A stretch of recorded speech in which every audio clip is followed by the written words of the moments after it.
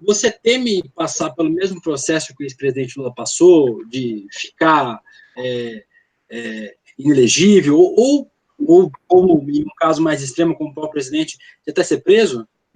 De Luca. A Operação Calvário é uma operação que tem como foco a Cruz Vermelha, né, do Rio Grande do Sul, que atuava no Rio de Janeiro e em outros estados, incluindo a Paraíba. Aqui eles eram responsáveis pela gestão de um hospital, o Hospital do Trauma, que é o maior hospital. Eu, quando cheguei para governar, esse hospital tinha 148 leitos, hoje tem 331 leitos. Era um hospital que, a cada semana que tinha, parava um setor, ou seja, não atendia, morria muita gente, enfim. Esse hospital passou por uma grande transformação e tem um custo mensal na ordem de 12 milhões de reais, abaixo da média de hospitais idênticos existentes no país. Eu já fiz várias vezes essa pergunta aqui e ninguém conseguiu identificar aonde é que o Estado perde. Né? Aonde é que o Estado perde? Se nós estamos, se há um pagamento superfaturado, não há um pagamento. E me parece, porque eu não conheço os autos, né, que alguns pagamentos eleitorais foram feitos com contribuição da Cruz Vermelha, que estava sendo investigada no Rio de Janeiro e passaram a investigar aqui. Esse é o resumo da coisa. A partir disso, se juntou os meios de comunicação, se juntaram 97% dos meios de comunicação, com o maior ódio possível. Você lembra de revistas que publicavam coisas absurdas no plano nacional? Aqui está do mesmo jeito. Né? Todo dia se coloca uma mentira. Né? Por exemplo, eu voltei a trabalhar na Universidade em janeiro, né? Depois me aposentei, tinha tempo, 40 anos de contribuição.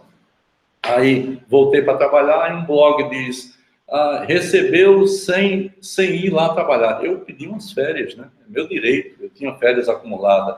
Então isso se espalha. Né? Não, polícia foi na casa do ex-governador Ricardo Coutinho neste momento. Aí toda a rede se espalha para poder fazer com que uma pessoa tenha a sua reputação assassinada e que ela seja condenada previamente.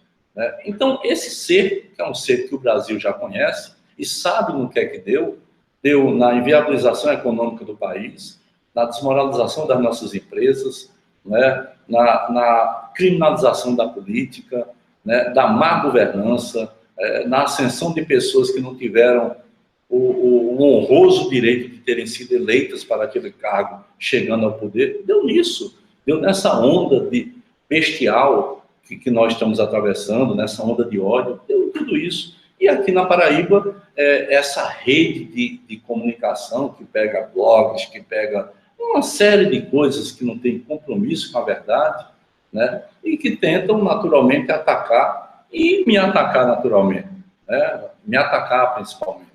Eu tenho reagido porque eu não sou de ficar calado, eu não tenho contas a pagar em relação a nada disso, nem candidato fui. Preferi não ser candidato para, né, levar o Estado, entregá-lo com 300 milhões de dinheiro vivo em caixa, né, com 2.700 quilômetros de estradas feitas, com 1.500 quilômetros de adutora, com orçamento democrático, com cidade madura, política habitacional com recursos próprios para a população idosa, com coisas desse tipo. Né? Preferi garantir a governabilidade, ficar sem mandato, mesmo sabendo que eu poderia passar por esse processo. Né? Não há nenhuma acusação contra mim, mas evidentemente que eu sou o alvo de tudo isso. Né?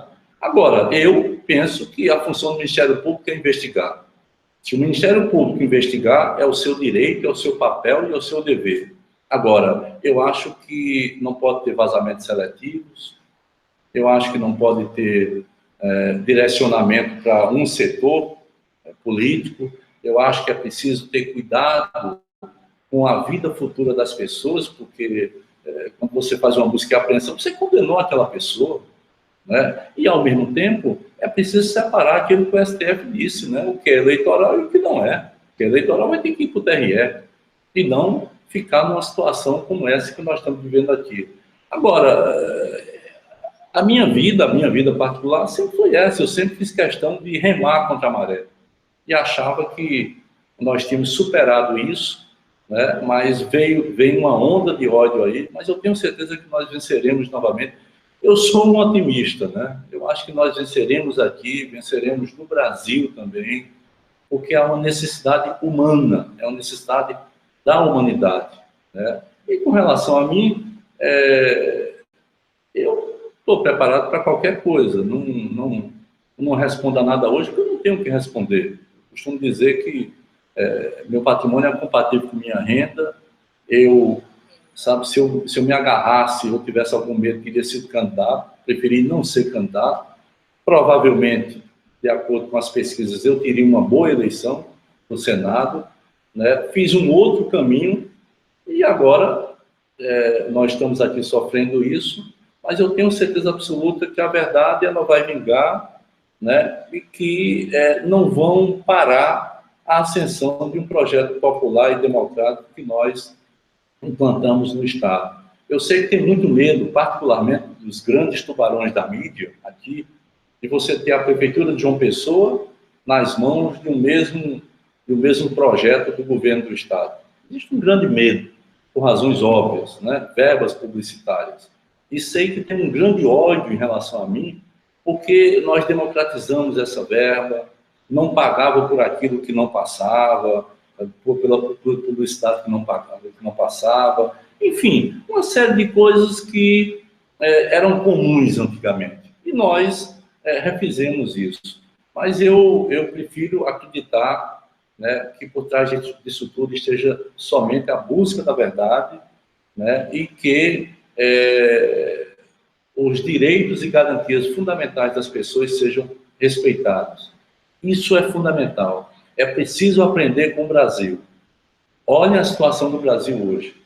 Olhem em que se transformou de grande vergonha para o Brasil a prisão do presidente Lula.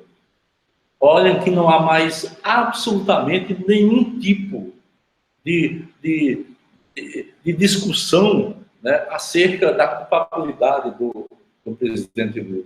Observe isso, porque se tivesse uma prova sequer, William Bonner estaria até hoje, desde aquela época, até hoje, passando todos os dias no Jornal Nacional a grande prova que tivesse contra o presidente Lula.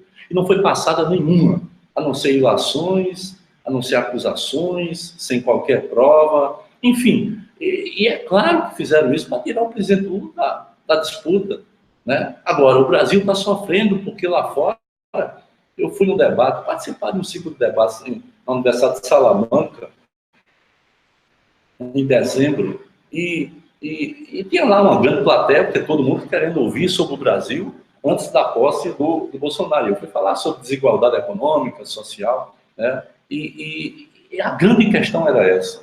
Como é que se desmoraliza a instituição Presidência da República? Como é que se pega o brasileiro mais respeitado mundialmente, né? Um cara que a alma foi colocada para fora em busca de uma conta no exterior, e não tinha, né? E, ao mesmo tempo, a única coisa que ele podia ser acusado é de ter uma sede de fazer política, né? Como se diz aqui no Nordeste, ter tara de fazer política. Era isso, né? E boa política pública. Pois bem, é preciso aprender com tudo isso.